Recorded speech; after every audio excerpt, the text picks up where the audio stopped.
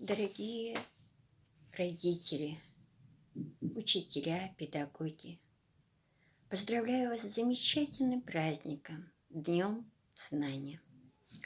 1 сентября– это особенный праздник, когда для школьников и студентов открыты все двери к знаниям.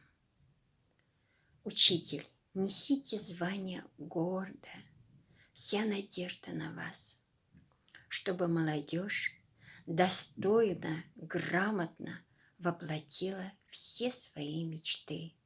Желаю успеха в учебе, чистого неба.